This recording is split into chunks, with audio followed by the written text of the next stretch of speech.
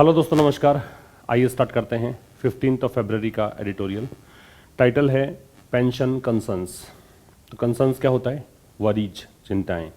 तो पेंशन से संबंधित जो कंसर्न्स हैं उनके बारे में हम डिस्कस करेंगे। ठीक है, ये है ईपीएफओ के रिकमेंडेशन को लेकर।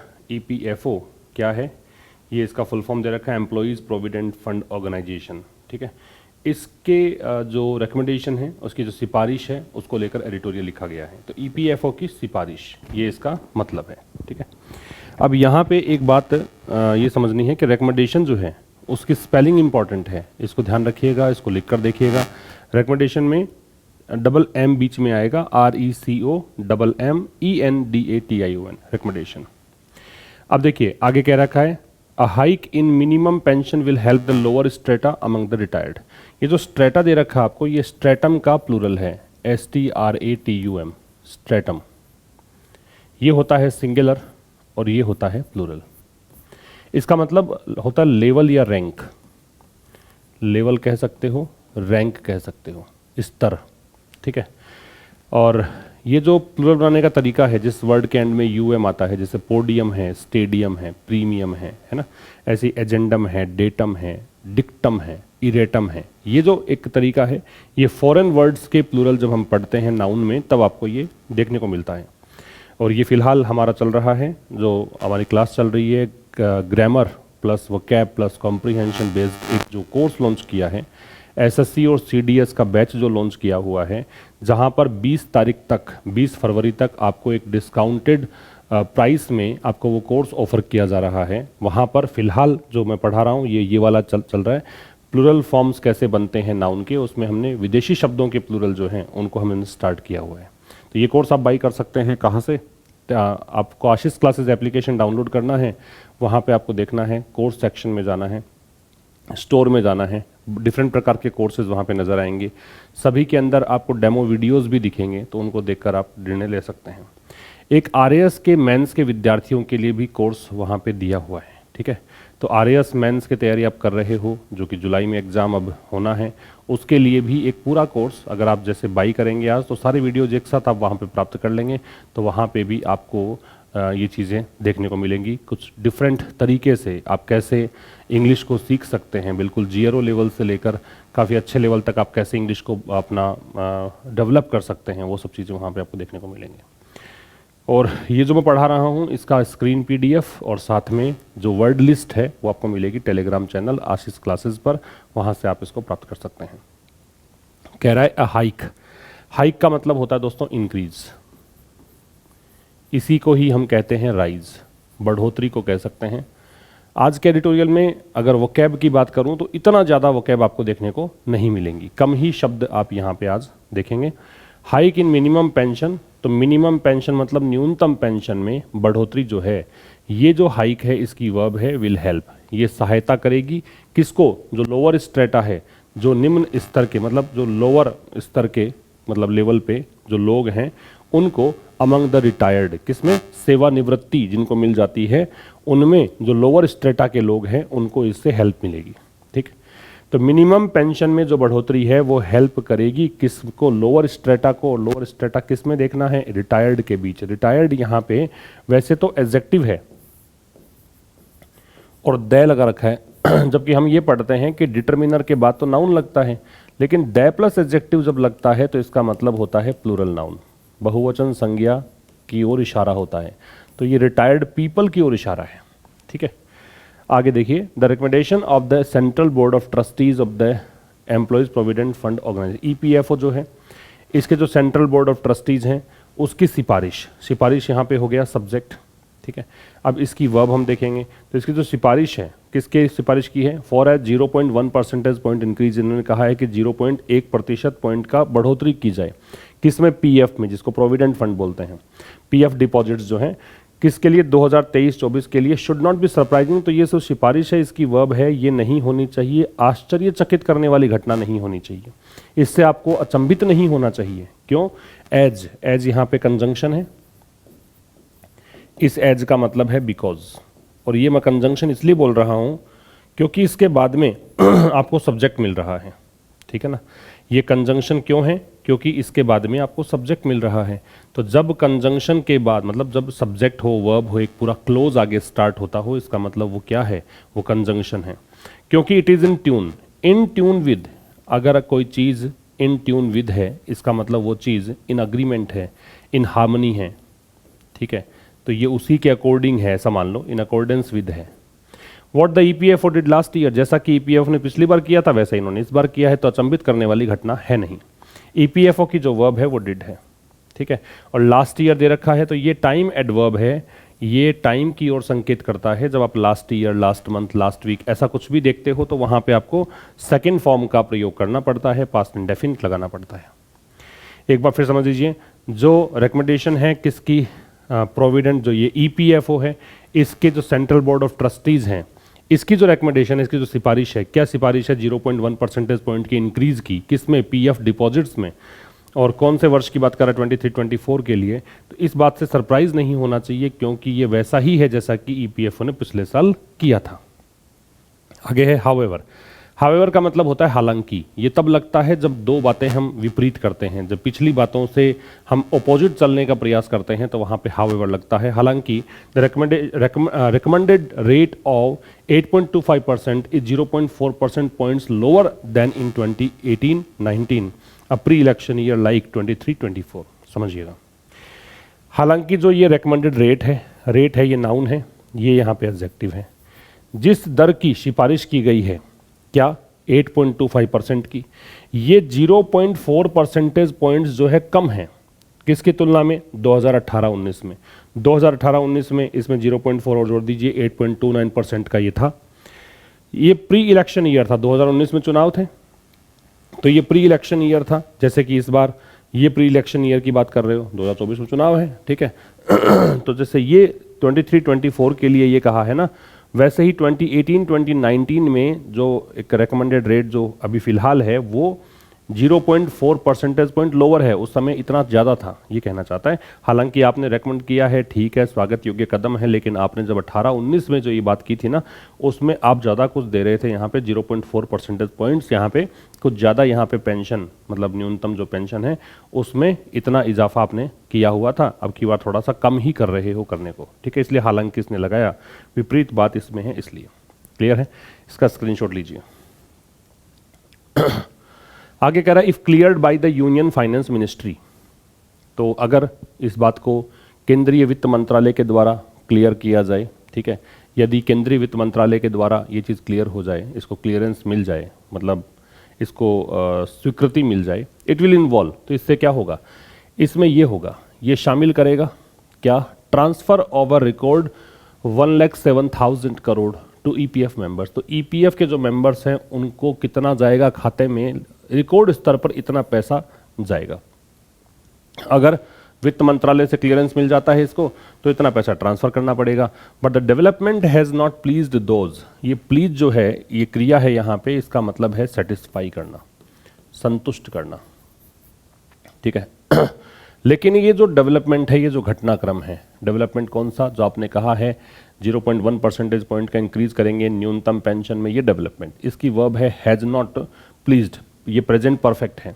इसने खुश नहीं किया है दोज, उन लोगों को, with a long standing demand, जो कि काफी लंबे समय से, लॉन्ग स्टैंडिंग का मतलब है लॉन्ग एग्जिस्टिंग, जो काफी लंबे समय से एग्जिस्ट कर दी है, जो काफी लंबे समय से डिमांड बनी हुई है, क्या, इंक्रीज की, और कितनी, कि मिनिमम पेंशन में 1,000 रुपए की बढ़ोतरी की जाए कम से कम। ये जो इनकी डिमांड थी काफी लंबे समय से, इस तबके को ये खुश नहीं करेगी, ये चीज जो रिकमेंडेशन यहाँ पे है, सिफारिश है, वो चीज क्लियर है। इसका स्क्रीनशॉट लीजिए। फिर कह रहा है व्हेन इन द ऑपोजिशन, जब ये विपक्ष में थी, कौन, बीजेपी की बात कर रहा है, तो रूलिंग बीजेपी जो भारतीय जनता पार्टी है, हैड डिमांडेड, तो इस भारतीय जनता पार्टी ने डिमांड की थी क्या, कि पेंशन बी रेज्ड, कि पेंशन को बढ़ाया जाए, और कितना कर दिया जाए, 3,000 तक बढ़ाया जाए। ये 2 लग रहा है उस लेवल तक कि यहाँ तक लेकर जाया जाए बढ़ा के। रेज जो है, इसके बारे में ध्यान रखिए कि राइज और रेज दोनों के बीच में डिफरेंस आपको पता होना चाहिए। राइज की सेकेंड फॉर्म होती है वो रोज होती है, थर्ड फॉर्म होती है वो होती है रीजन, इसका जो प्रोनाउंसिएशन है वो क्या बोलेंगे, रीजन। रेज है, इसकी सेकेंड फॉर्म होती है रेज्ड, और थर्ड फॉर्म इसकी होती है रेज्ड। राइज, रोज, रीजन, रेज, रेज्ड, रेज्ड। ये है सब कौन सी वर्ब, इंट्रांजिटिव। इसके बाद ऑब्जेक्ट नहीं आता है, ये है ट्रांजिटिव। इसके बाद ऑब्जेक्ट आता है, ये अपने आप बढ़ना होता है राइज वाला, और रेज मतलब बढ़ाना होता है, इसलिए कहा है बढ़ाया जाए। तो जब ये ऑपोजिशन में थी, विपक्ष में थी, तो ये रूलिंग भारतीय जनता पार्टी है जो वर्तमान में सत्ता में है, इसलिए रूलिंग शब्द का प्रयोग किया, ये एग्जेक्टिव होगा रूलिंग। ये भारतीय जनता पार्टी जो है इसने डिमांड की थी, ये पास्ट परफेक्ट हो गया, दैट कंजंक्शन है, डिमांड ये की थी कि इसको पेंशन को रेज किया जाए 3,000 रुपये तक। और जबकि यूपीए सरकार जो है उसने प्रस्ताव रखा था, had proposed 1,000 rupees a month, 1,000 रुपये प्रति महीना, ये प्रस्तावित था यूपीए गवर्नमेंट के द्वारा। On coming to power in 2014, अब जब ये सत्ता में आई बीजेपी 2014 में, जब पर्टिकुलर किसी ईयर या मंथ की बात आप करते हो तो इन लगाते हैं, ठीक है। तो 2014 में सत्ता में आई तो BJP carried out faithfully. Carry out का मतलब होता है परफॉर्म अ टास्क, किसी काम को अंजाम देना, परफॉर्म अ टास्क, ठीक है। तो इसने इस काम को अंजाम दिया। बीजेपी से पहले द है क्योंकि राजनीतिक पार्टी है, राजनीतिक पार्टी से पहले द का प्रयोग हम करते हैं। तो फिर बीजेपी ने क्या किया, इस काम को अंजाम दिया, और कैसे अंजाम दिया, फेथफुली दिया। फेथफुली है एडवर्ब। फेथफुली का मतलब हो गया कि ये बड़ी निष्ठा से, बड़ी ईमानदारी से, ठीक है, ये ऐसे अंजाम दिया। विद इफेक्ट फ्रॉम सितंबर 2014, तो 2014 सितंबर 2014 से what was finalised bye it's predecessor, जो कि फाइनलाइज किया गया था। व्हाट इसकी वर्ब है, वाज फाइनलाइज्ड, ये पैसिव है, और ये पैसिव है पास्ट इंडेफिनिट का। जो इसके प्रेडिसेसर, प्रेडिसेसर का मतलब होता है फोर रनर, जो इससे पहले था, या इसको बोलते हैं प्रीकर्सर, पूर्ववर्ती बोलते हैं इसको। भाई इनसे पहले कौन था, यूपीए गवर्नमेंट थी, तो उनके द्वारा जो फाइनलाइज किया गया था, ठीक है, उसको इन्होंने कैरी आउट किया। बेनिफिटिंग अप्रॉक्सीमेटली 20.5 लाख पेंशनर्स, और इससे बेनिफिट हुआ किसको, लगभग इतने पेंशनर्स को। तो फाइनलाइज किया था जो यूपीए गवर्नमेंट ने, उसको इन्होंने क्या किया, कैरी आउट किया था। और ये लागू कब से हुआ, सितंबर 2014 से। इसका स्क्रीनशॉट लीजिए। फिर है मंथ्स एगो, अब काफ़ी महीनों पहले। अब मंथ के पहले कोई जब आर्टिकल ही नहीं है, डिटर्मिनर ही नहीं है, ए नहीं लगा रखा, तो ऐसे मानो कि महीनों पहले the finance ministry had rejected, वित्त मंत्रालय ने रिजेक्ट कर दिया था, मतलब इसको दरकिनार कर दिया था। अ प्रपोजल, प्रस्ताव जो था क्या, कि मिनिमम पेंशन अमाउंट को क्या कर दो, डबल कर दो, है ना। साइटिंग, साइटिंग मतलब ये हवाला देते हुए, इस बात का जिक्र करते हुए। साइटिंग का मतलब होता है मेंशन करना, या इसको होता है अल्यूड टू। अल्यूड में तो खैर टू लगता ही, इशारा करना। इशारा करते हुए किस तरफ, साइटिंग यहाँ प्रेजेंट पार्टिसिपल है, किस तरफ इशारा करते हुए, अ ह्यूज राइज, बहुत ज़्यादा बढ़ोतरी की तरफ। किसमें, बजटरी सपोर्ट, जो बजटरी सपोर्ट जो आवश्यक है, किसके तहत, ईपीएस के तहत, 1995 में जो ईपीएस स्कीम है, इसके तहत जो बजटरी सपोर्ट चाहिए, बजट का सपोर्ट चाहिए, उसमें बहुत ज़्यादा बढ़ोतरी हो जाएगी, ऐसा कह के इन्होंने इनकार कर दिया इस बात से, ठीक है। तो काफ़ी महीनों पहले वित्त मंत्रालय ने रिजेक्ट कर दिया एक प्रस्ताव। प्रस्ताव क्या था, डबल कर देने का मिनिमम पेंशन अमाउंट को। किस चीज़ का हवाला देते हुए, क्या जिक्र करते हुए, कि बजटरी सपोर्ट जो इसकी आवश्यकता है, नीडेड जो है, इसका मॉडिफायर है पोस्ट एडजेक्टिव है, और किसके तहत, ईपीएस 1995 के तहत। There is one more component, component का मतलब होता है घटक, पार्ट। एक और पार्ट है, एक और घटक है in the budgetary support, budget support में, which refers to, refer to का मतलब होता है जिसका अर्थ है, ठीक है। रेफर टू का मतलब है इसका मतलब इस तरफ इशारा है, ये इसका अभिप्राय है, ठीक है, या इसका मतलब ये मेंशन इसने ये किया है, रेफर के साथ टू लगता ही है। तो देयर से स्टार्ट कर रखा है पहले, तो ये देखो आप, देयर से जब स्टार्ट करते हो तो इन्वर्जन लगता है, मतलब वर्ब पहले आती है, उसके बाद सब्जेक्ट आता है। तो वन मोर कंपोनेंट है, ये सब्जेक्ट है, इज यहाँ पे वर्ब है। तो एक और कंपोनेंट है बजटरी सपोर्ट में, जो कि रेफर करता है किस चीज़ को, सेंट्रल गवर्नमेंट के कंट्रीब्यूशन को। क्या मतलब, ये एक और भाग है बजटरी सपोर्ट का, जो कि सेंट्रल गवर्नमेंट के कंट्रीब्यूशन को, सेंट्रल गवर्नमेंट को कंट्रीब्यूट करना पड़ता है। इनका योगदान होता है कितना, 1.16% का, किस में, वेजेस में, मजदूरी में, ठीक है, up to an amount of 15,000 rupees a month. मतलब कितना है ये, लगभग 15,000 रुपये प्रति महीने के अमाउंट तक की अगर बात करें, तो उसमें इतना प्रतिशत हिस्सा जो है इनका कंट्रीब्यूशन इसमें भी होता है। तो बजटरी सपोर्ट ज़्यादा चाहिए होता है, इसलिए इन्होंने मना कर दिया था इस बात से। यहाँ पे जो ए दे रखा आपको, इसका मतलब पर है, प्रति है। तो प्रति के अर्थ में ए या एन का प्रयोग हम कर सकते हैं, ये आपको ध्यान रखना है। क्लियर है, आगे आइए। फॉर फाइनेंशियल ईयर 24-25, अब 2024-25 जो वित्त वर्ष है उसकी अगर बात करें तो द मिनिस्ट्री हैज़ प्रोजेक्टेड, तो मिनिस्ट्री ने यहाँ पे प्रोजेक्ट किया 10,950 करोड़, तो 10,950 करोड़ रुपए को इन्होंने प्रोजेक्ट किया।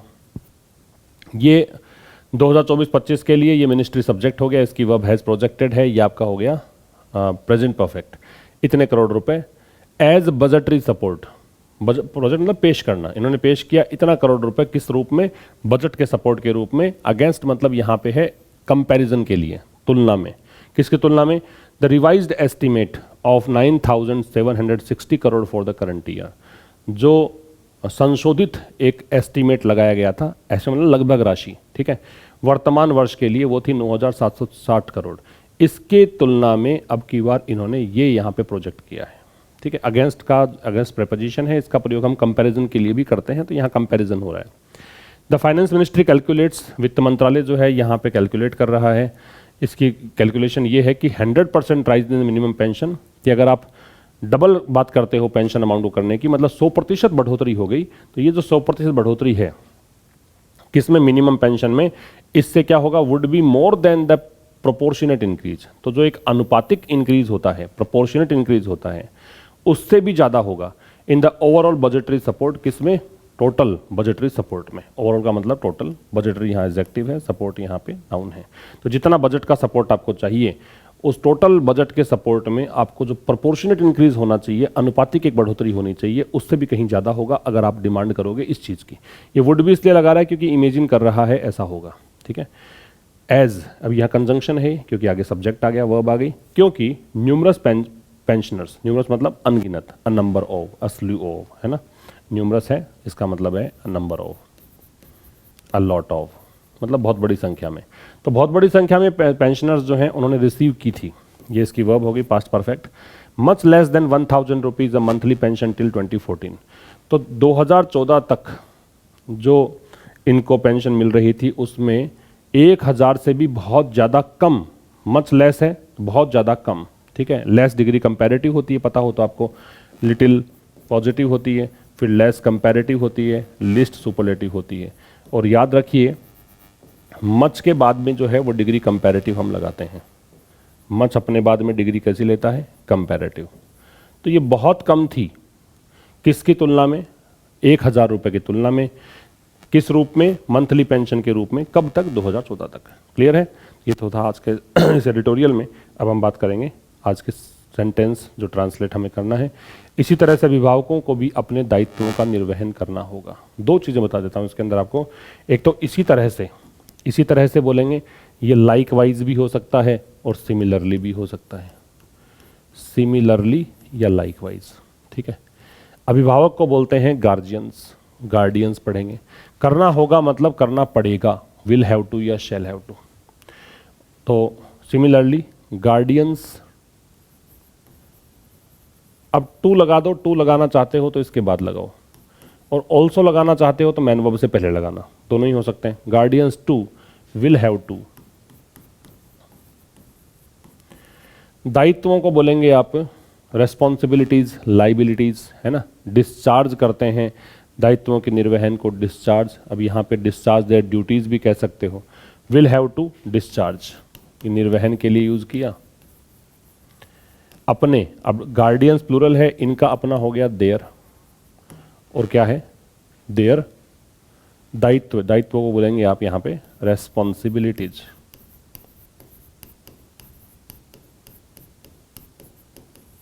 ये आपका आंसर आएगा। सिमिलरली, ठीक इसी तरह से, ठीक है, लाइक वाइज भी कह सकते हो। Guardians too will have to, अब गार्डियंस यहाँ पे कौन से हैं हमें पता नहीं है, तो दे ठीक नहीं रहेगा। वैसे अगर आप इसकी पूरी क्लास को डिनोट करना चाहें कि गार्डियंस, तो फिर दे लगा भी सकते हो, दोनों सी बातें हैं। ये जेनेरिक रेफरेंस मानो तो यहाँ पे दे नहीं लगाना है, बाकी अगर आपको पता हो कि किस बारे में बात कर रहे, दे लगा भी सकते हो, पूरी क्लास को डिनोट करना हो तो। गार्डियंस टू, टू लगाया, अगर ऑल्सो लगाते तो ऐसे आता विल ऑल्सो हैव टू, दोनों ही चीज़ें सही हैं, और ये आपका आंसर रहा। सिमिलरली पेरेंट्स, यहाँ गार्डियंस के लिए पेरेंट्स लिया है। विल ऑल्सो हैव, मैंने कहा ऑल्सो लगाओगे तो हैव से पहले, मैन वर्ब से पहले, अदरवाइज आप लगाओगे टू, जो लगाओगे वो उसके ठीक बाद में। डिस्चार्ज रेस्पॉन्सिबिलिटीज दे ही रखा है। तो ये था आज के इस एडिटोरियल में। लाइक और शेयर जरूर करके जाएं। मुलाकात होगी अब कल एक नए सेशन के साथ, तब तक के लिए नमस्कार, थैंक यू वेरी मच।